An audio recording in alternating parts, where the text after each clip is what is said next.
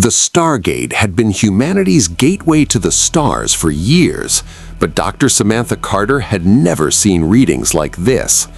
The seventh chevron locked with its usual mechanical precision, but instead of the familiar whoosh of an establishing wormhole, the event horizon exploded outward in a cascade of impossible colors that shouldn't exist in normal space-time. "Shut it down!" General Hammond's voice cut through the control room chaos, but the gate wasn't listening anymore. Energy readings spiked beyond anything in their database. The wormhole twisted, pulsed, and then stabilized into something that made Carter's physics degree scream in protest. Through the shimmering surface came not the expected MALP or SG team, but a sphere of translucent blue material that rolled down the ramp and stopped in the middle of the gate room. Klaxons blared. Armed SF personnel flooded the room, weapons trained on the gelatinous mass that sat perfectly still, as if waiting. Colonel O'Neill arrived at a run, taking position behind cover with his P-90. "Carter, please tell me that's Jell-O and we're all having a really weird day," O'Neill said, his tone making it clear he knew it wasn't. "Sir, that thing came through from I don't even know where. The gate connected to coordinates that don't exist in our galaxy, maybe not in our dimension." The slime rippled. The SF team tensed, fingers on triggers. Then it spoke, not through sound, but directly into every mind in the room simultaneously. "Where am I? This isn't the cardinal world. Great sage, analysis?" A second voice, feminine and clinical, responded in the same telepathic manner. "Notice, dimensional transition confirmed.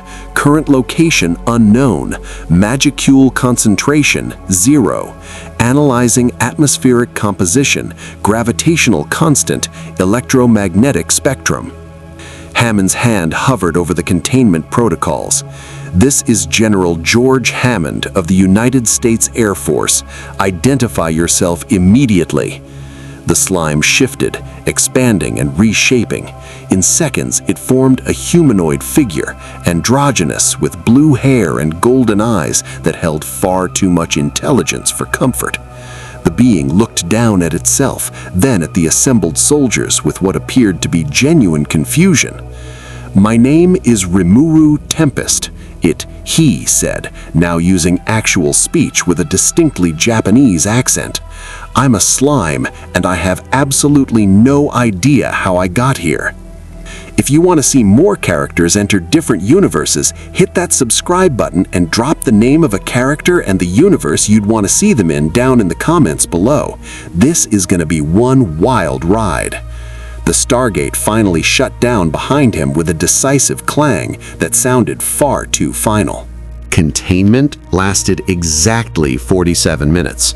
Rimuru sat patiently in the holding cell while scientists swarmed outside, pointing instruments that beeped and whirred at him through the reinforced glass. He'd been cooperative, answering questions through the intercom, explaining as simply as possible that he was from another world where magic was commonplace and he'd become a slime after dying and reincarnating. The scientists' expressions suggested they thought he was either insane or the most elaborate alien infiltration attempt in SGC history.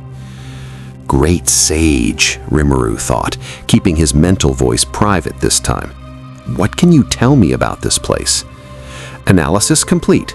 Current location, underground military facility, planet Earth, unknown dimension.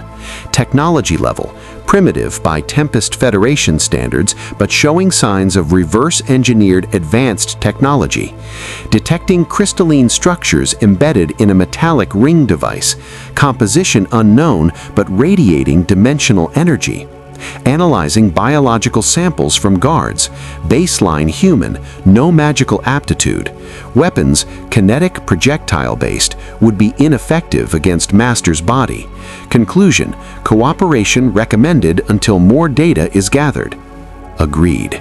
No point scaring these people more than I already have. Through the glass, Dr. Carter approached with a tablet displaying energy readings. She looked like she hadn't slept, her eyes bright with scientific fervor that Rimuru recognized from his own researchers back home. "Mr. Tempest, I need to ask you something important," she said. "When you came through the gate, our sensors detected an energy signature we've never encountered before. It's not radiation, not electromagnetic, not anything we can classify. What is it?" Rimuru considered how to explain Magicules to someone who clearly lived in a universe without them. "In my world, there's an energy called Magicules that permeates everything. It's the foundation of magic, skills, and supernatural abilities. I think what you detected was my aura, the Magicules that make up my body. But our readings show that energy is fading. You're losing power." I noticed. Rimuru held up his hand, watching it shimmer slightly. "There's no Magicules here to replenish what I use. Great Sage estimates I can maintain this form and my abilities for several weeks before I need to find an alternative energy source, but I'd prefer not to test that timeline." Carter's eyes widened. "You're saying you run on an energy source that doesn't exist in our universe? That should be impossible. You should have dispersed into nothing the moment I arrived?" Rimuru smiled gently. "Great Sage is working on that puzzle too.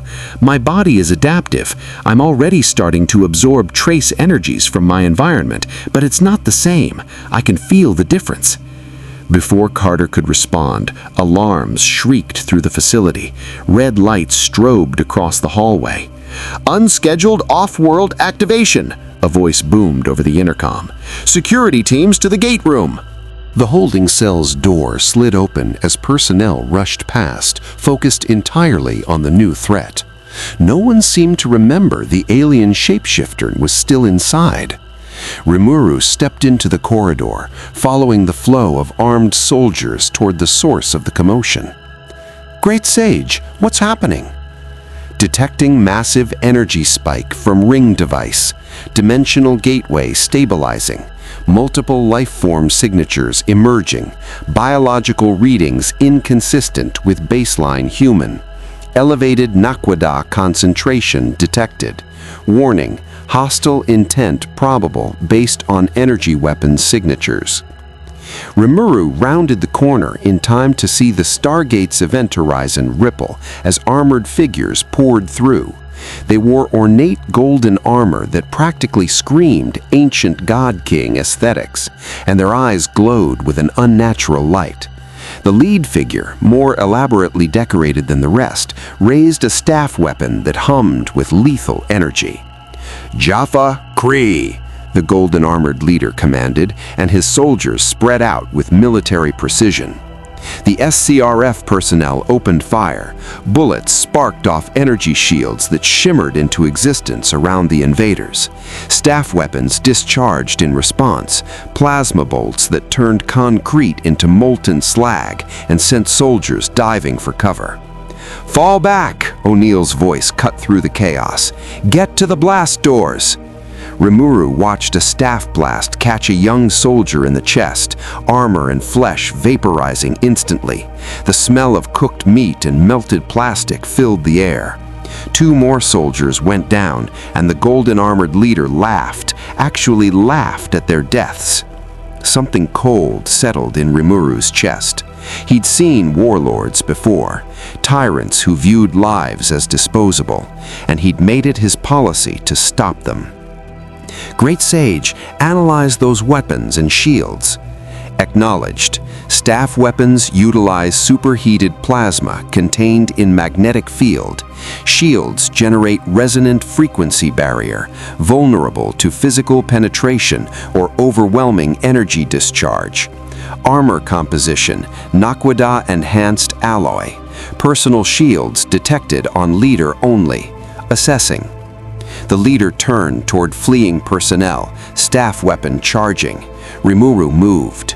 One moment he was 20 feet away. The next he stood between the Jaffa commander and his targets, having crossed the distance faster than human eyes could track. His hand intercepted the staff blast, and instead of being vaporized, his gelatinous form simply absorbed the plasma bolt with a ripple of blue energy. The Jaffa commander's glowing eyes widened. "What?" "I really hate bullies." Rimuru said pleasantly. Then his hand shot forward, passing through the personal shield like it didn't exist, because to his slime physiology it didn't, and gripped the staff weapon. Black tendrils erupted from his palm, the predator skill activating automatically. The staff weapon dissolved into his hand in seconds, broken down into base components and analyzed. The commander stumbled backward, staring at his empty hands in shock. "Nakwada," Rimuru murmured, as Great Sage processed the consumed technology. "Interesting. A stable super-heavy element that generates energy through controlled reaction. This universe's equivalent of Magicules, perhaps." "Sorcerer!" the commander screamed. "Kill it!" 20 staff weapons trained on Rimuru and fired simultaneously. The plasma bolts converged on Rimuru's position in a coordinated volley that should have reduced anything organic to constituent atoms. Instead, the slime's body expanded, becoming a living shield that absorbed every shot. Energy rippled across his translucent surface in cascading waves of light, beautiful and terrible. Notice, Nakwada-based energy compatible with Master's absorption capability. Recommend continued consumption to replace depleted Magicule reserves. Conversion efficiency, 73% and improving. "Well, that's convenient," Rimuru said, feeling his power reserves tick upward for the first time since arriving. Each blast fed him, and the Jaffa didn't seem inclined to stop shooting. Behind cover, O'Neill stared in disbelief. Is he eating their weapons fire? "The energy readings just spiked," Carter reported, her scanner going haywire. "He's not just absorbing it, he's converting it into that unknown energy signature we detected earlier. He's adapting." The Jaffa commander barked orders in a guttural language. His warriors switched tactics, drawing bladed weapons and charging.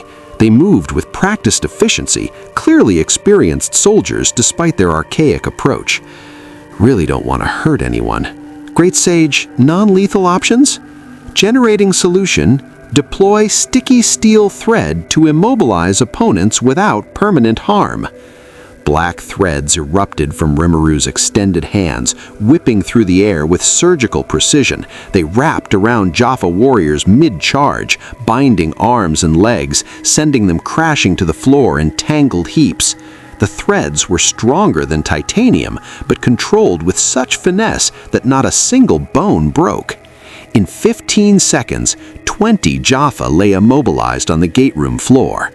The commander remained standing, his eyes blazing with fury and something else, fear. "What manner of creature are you? Your power rivals that of the Goa'uld themselves." "Goa'uld?" Rimuru tilted his head. "Is that what you are?" "I am first prime to the system lord Apophis, god of—" The commander's voice deepened, became multi-layered and resonant with unnatural harmonics. "You dare stand before a servant of the gods, creature. Your tricks mean nothing. We are eternal. We are power itself." The golden emblem on his forehead split open, revealing a parasitic serpent that hissed at Rimuru with genuine menace. Through the Jaffa's opened mouth, Rimuru glimpsed another serpent coiled within, pulsing with bioluminescent light. "Oh," Rimuru said quietly, "you're possessed. That's actually horrible." He dealt with possessed individuals before, but this seemed different, more intimate, more permanent. Analysis complete. Parasitic organism integrated into host nervous system. Relationship appears symbiotic, but with severe power imbalance favoring parasite. Host consciousness suppressed. Species designation, Goa'uld symbiote. Technology and genetic memory suggest advanced civilization utilizing biological hosts. Warning: detecting subspace communication signal. Reinforcements may be en route. Hammond's voice crackled over speakers. "Mr. Tempest, can you contain the situation without killing anyone?" Rimuru appreciated that the general asked rather than ordered. "Already done, General," But we have a bigger problem. That thing inside your visitor just called for backup, and something tells me they won't be happy about what I did to their advance team. The Stargate began to activate again, chevrons locking in sequence. And they're arriving right now. The event horizon exploded outward as a full Jaffa assault force poured through the gate, 50 warriors in formation, followed by figures in more ornate armor that practically radiated authority. But it was the last arrival that made even Rimuru pause. He was tall, regal, draped in robes of black and gold, with eyes that glowed like molten metal. Power rolled off him in waves that even Great Sage registered as significant. When he spoke, his voice carried the same multi-layered resonance as the first prime, but magnified 100-fold. I am Apophis, god of darkness and chaos. You have attacked my Jaffa, consumed my weapons, and dared to stand in defiance of your god. His gaze fixed on Rimuru with predatory intensity. What are you, little creature? You taste of power, but smell of nothing I recognize. Rimuru met those glowing eyes without flinching. He'd faced demon lords, dragon catastrophes, and world-ending threats. A parasitic worm with delusions of godhood didn't rank in his top 10 concerns, though the genuine danger radiating from this Apophis character suggested underestimating him would be fatal. Rimuru Tempest. I'm a slime from another dimension, and I'm not interested in your god routine. Those soldiers you sent tried to kill people who were helping me. I stopped them, non-lethally I might add. Apophis's expression flickered between amusement and rage. You speak to a god as an equal? Your arrogance will... He stopped mid-sentence, head tilting as if listening to something. His eyes narrowed, studying Rimuru with new intensity. My symbiote cannot read you. Your genetic code is wrong, alien, not just to this world, but to this reality itself. Notice, Goa'uld attempting telepathic probe, defenses holding, counter-analysis complete, parasitic entity possesses genetic memory spanning thousands of years, advanced biotechnology knowledge, and psionic capabilities. Threat assessment, moderate individually, severe with military support. Recommendation, diplomatic resolution preferred. I already told you I'm from another dimension, Rimuru said calmly. I don't want conflict. I just want to understand this universe and figure out how to either get home or make a life here. That doesn't have to involve anyone getting hurt. Apophis laughed, the sound echoing through the gate room like distant thunder. You think you have a choice? You are the most valuable discovery in millennia, a being that absorbs energy, resists our technology, and exists outside the natural order. You will serve me, creature, as host, as weapon, or as specimen to be dissected. Choose. Behind Rimuru, SF personnel had regrouped, weapons trained on the standoff, but clearly outmatched. O'Neill's voice came through the command radio, quiet but clear. Teal'c, you seeing this? A deep voice Rimuru hadn't heard before responded. Indeed, O'Neill. Apophis seeks to claim the stranger as he claimed countless worlds. This will not end peacefully. Rimuru felt something shift in the air, not physical, but tactical. The Jaffa was spreading out, surrounding him. Energy shields flickered to life, staff weapons charged. Last chance, Apophis purred. Kneel before your god. Rimuru's golden eyes hardened. I've only ever knelt before one person in my life, and she earned it through genuine compassion and wisdom. You're just a parasite playing dress-up. The gate room erupted into violence.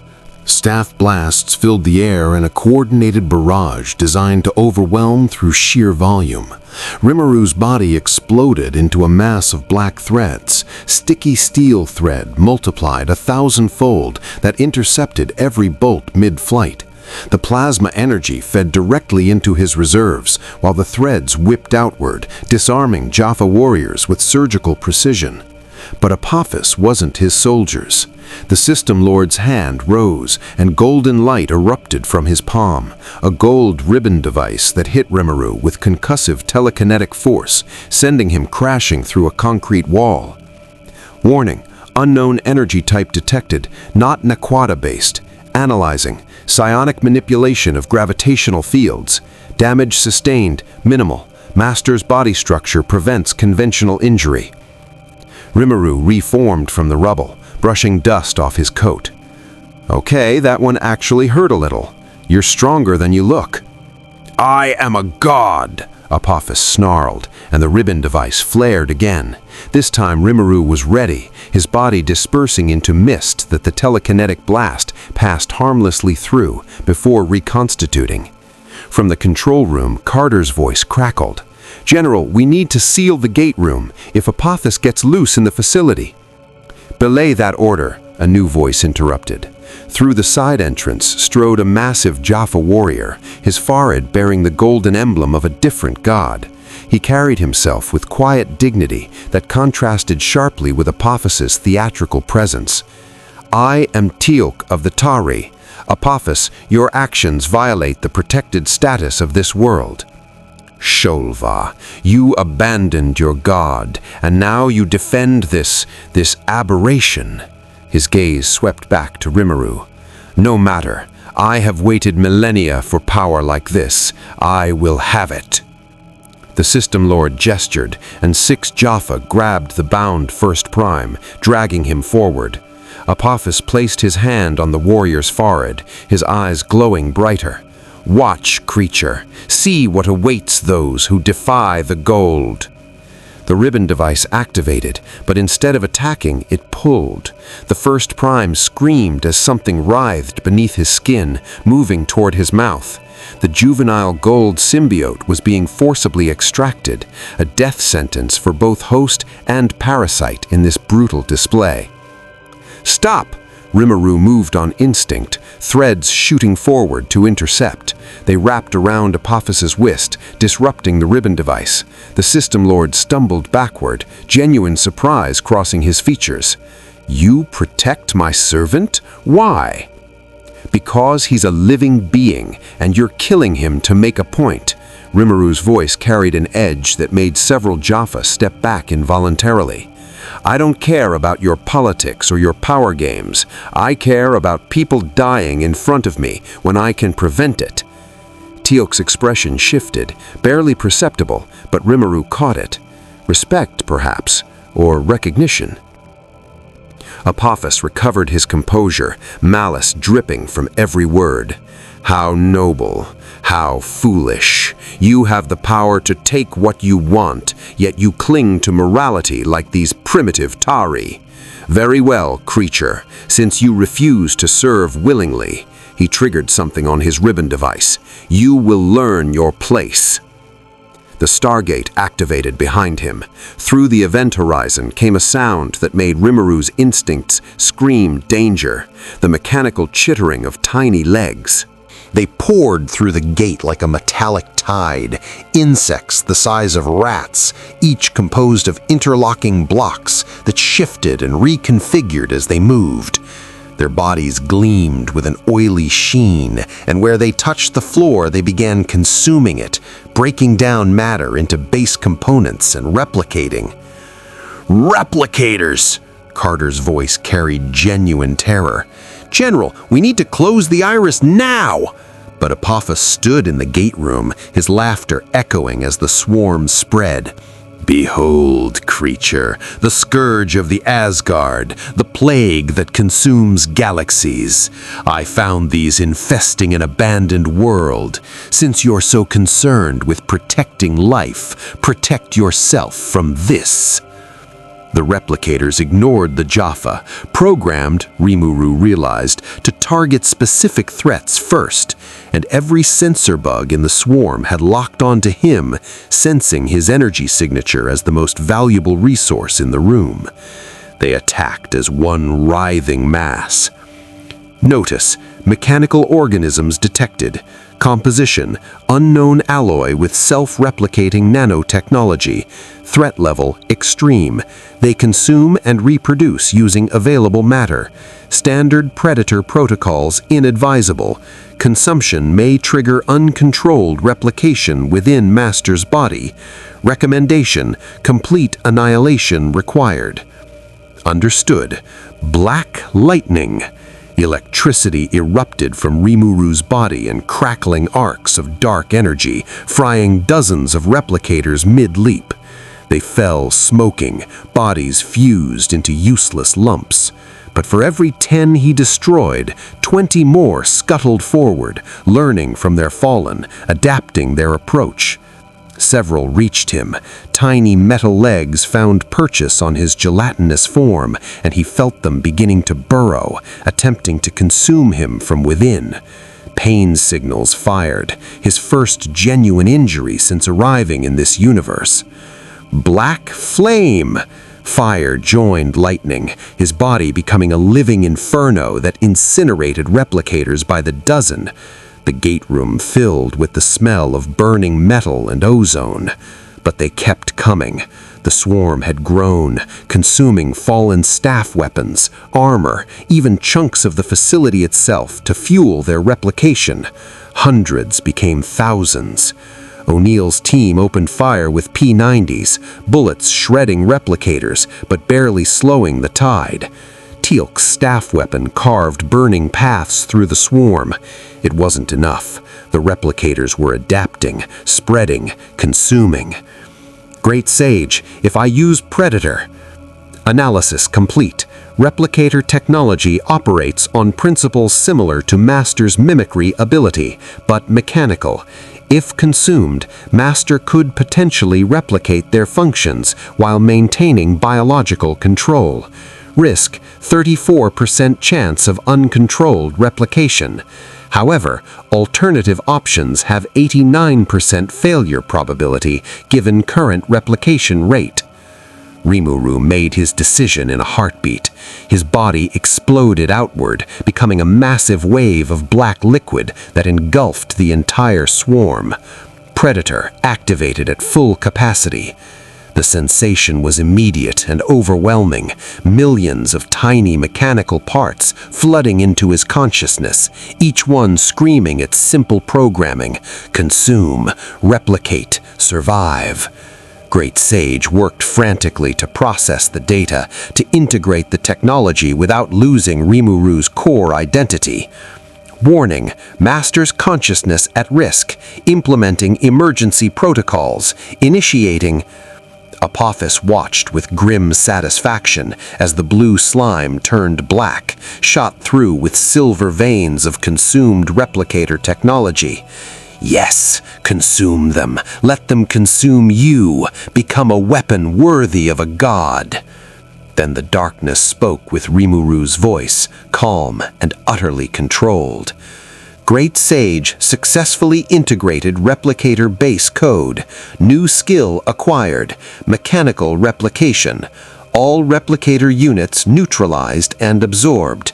Thanks for the upgrade, Apophis. The System Lord's face went pale. Rimuru's form solidified, but he looked different now. Silver circuitry patterns traced across his blue surface, pulsing with light that seemed to flow between organic and mechanical states.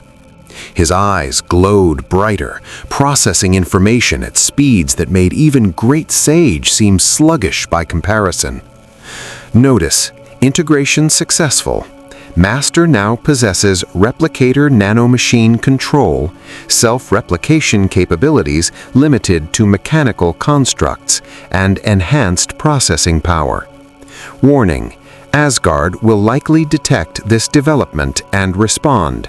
Additional warning: Master's evolution has attracted attention from multiple galactic powers.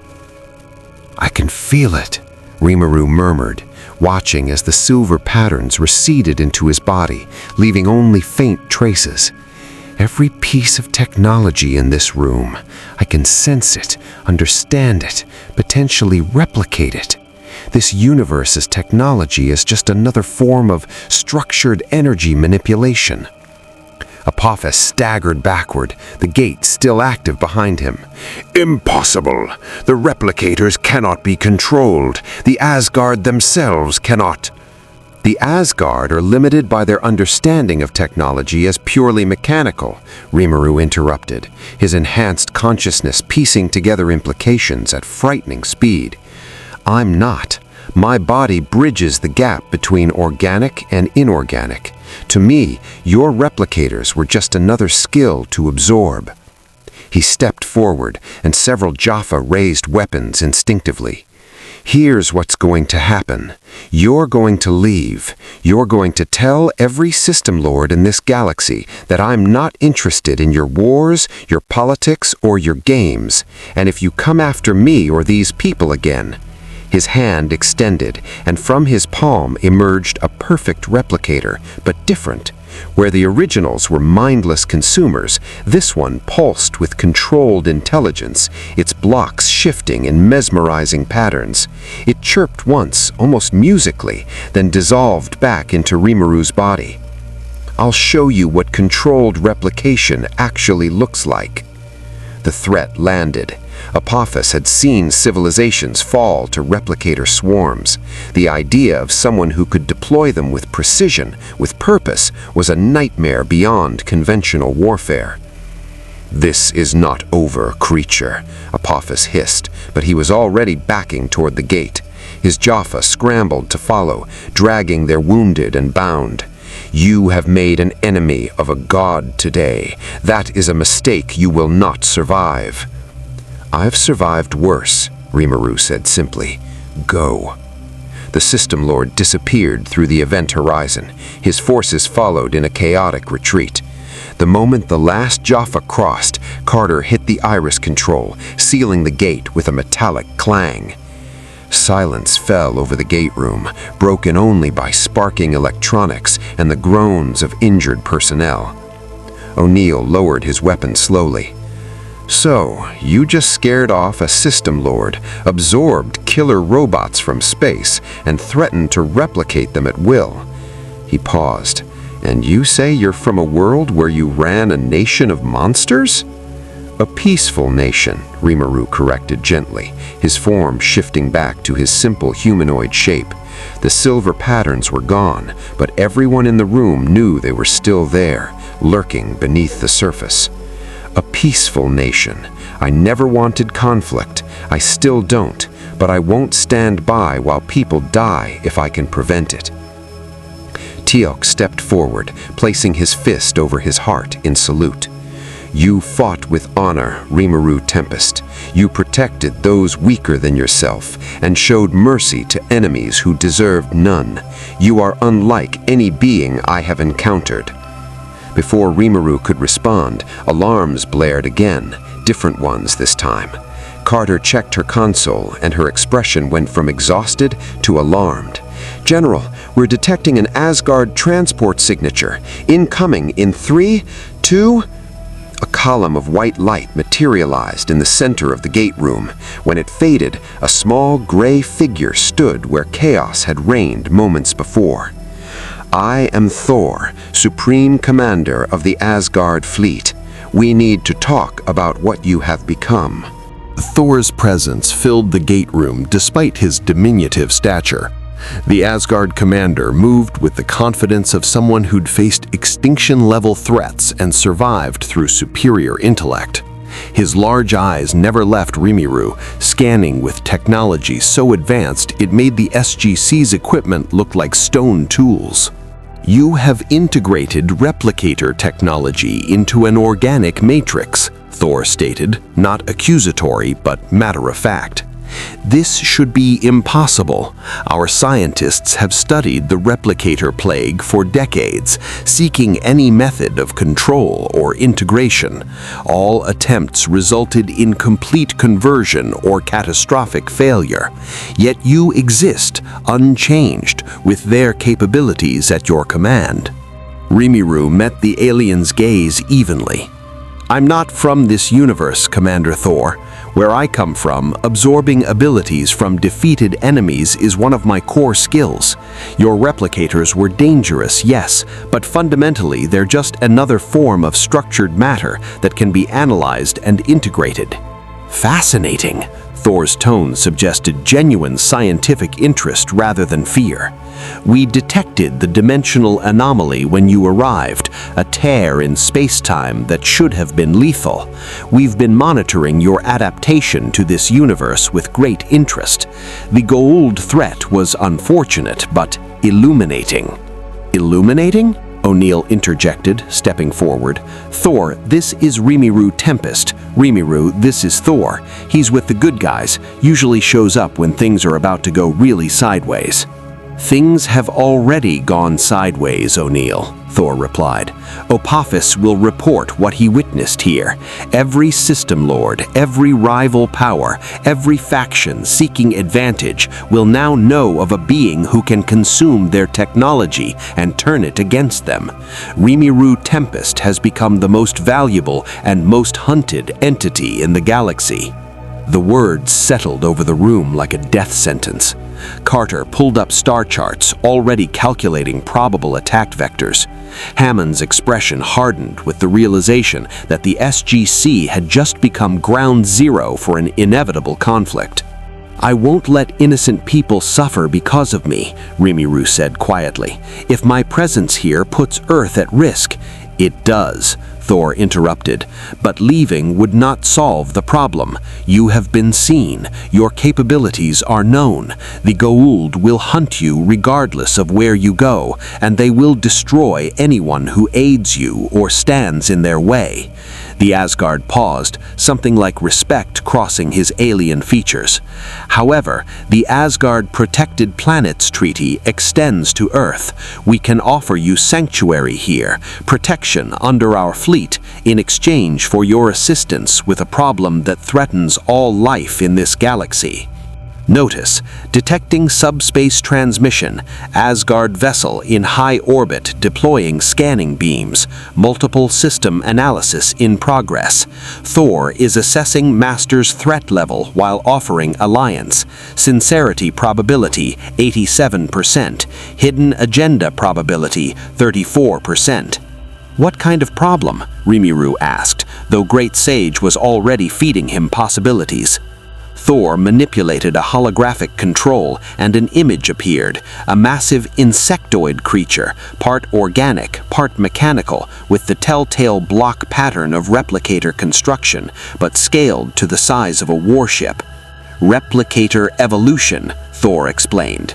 They have begun creating larger forms, thinking entities that coordinate swarms across entire star systems.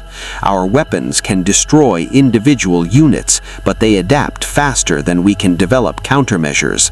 They consume everything, ships, stations, planets, breaking down matter into more replicators. At current expansion rates, they will devour the galaxy within 50 years. And you think I can stop them because I absorbed the ones Apophis brought?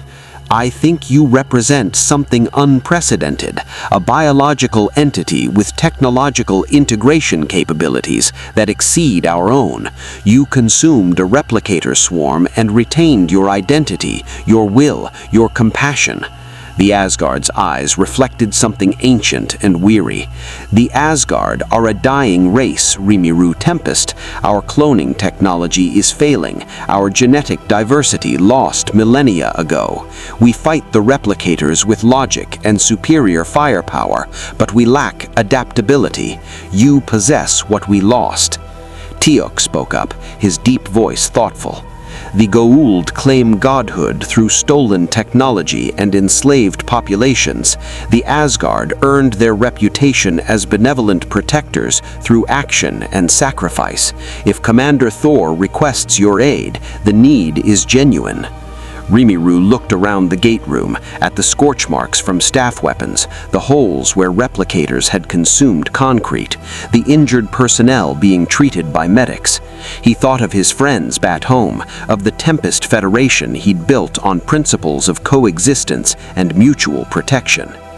"I didn't ask to come here," he said slowly, "but I'm here now, and running away isn't who I am.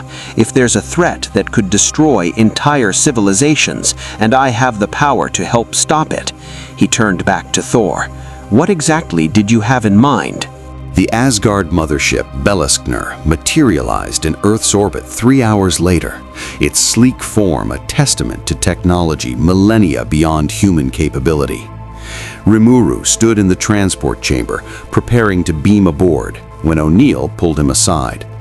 "Look, I've worked with Thor for years, and he's solid, but you just got here. You don't owe us anything, and this replicator situation, it's bad, really bad.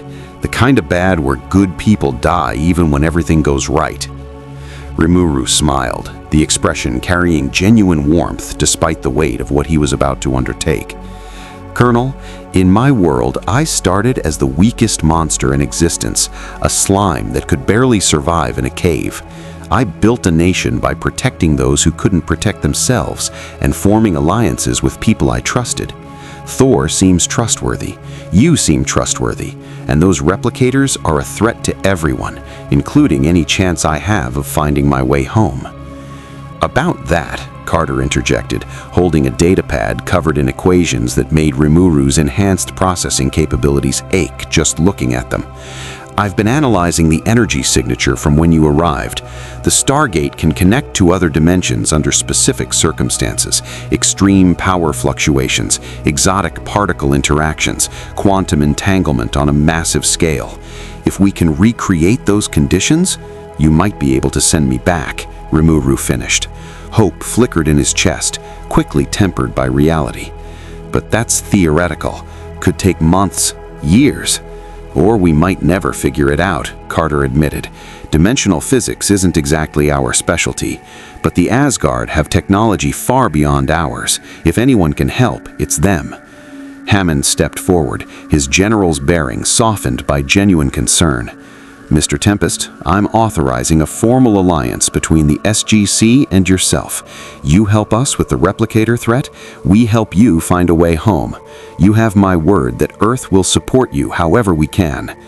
Teal'c placed his fist over his heart again. "And you have mine. You fought with honor today. Should you require aid, you need only ask." The transport beam activated, white light enveloping Rimuru in preparation for beam-up. He took one last look at the humans who'd gone from pointing guns at him to offering friendship in the span of a few hours. "Thank you," he said simply. "All of you. And don't worry, I'm pretty good at handling impossible situations. It's kind of my specialty." The beam whisked him away. Moments later, he materialized aboard the Asgard vessel, where Thor waited with a delegation of scientists already chattering in their rapid analytical language. "Welcome, Rimuru Tempest. Our sensors have detected a replicator swarm approaching the Hala system, 17 billion units and growing. We estimate planetary consumption will begin in 42 hours.